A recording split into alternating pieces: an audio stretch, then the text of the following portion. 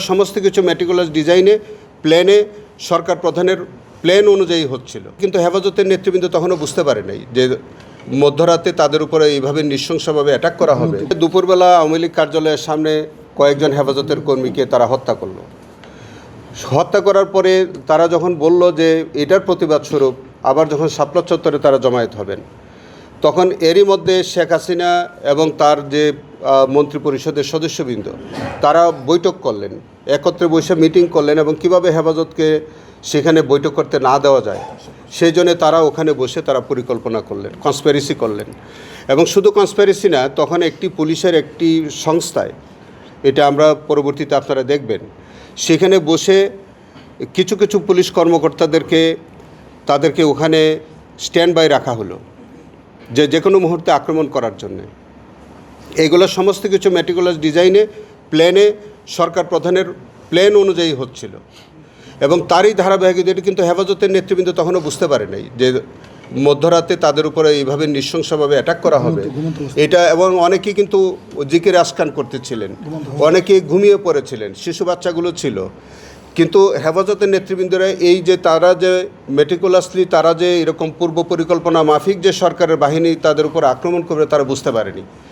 তো সেই কারণে একেবারেই নিরীহ জনগোষ্ঠীর উপরে বা এরকম তাদের উপরে অতর্কিত চতুর্পাশ দিয়ে একদম পরিকল্পনা মাফিক তাদের উপরে আক্রমণটা করা হয়।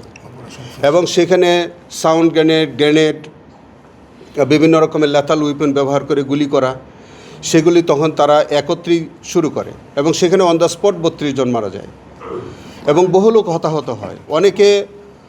তারা কিন্তু কোনো রকম প্রাণ বাঁচিয়ে তারা চলে যায়।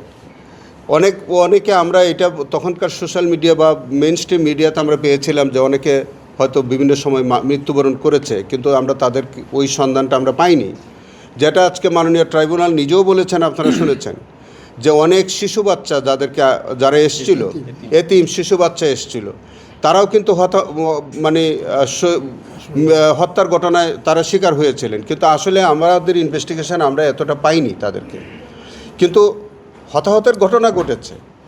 অনেকে পরবর্তীতে এসে তো পরবর্তীতে তারা ভীত সন্ত্রস্ত হয়ে তাদের নিজের কেয়ার ফোকাস করতে চায়নি, তারা এই তদন্ত বিচারের মধ্যে আর নিজেকে সম্পৃক্ত করতে চায়নি, তারা হয়তো এখনও ভীত সন্ত্রস্ত।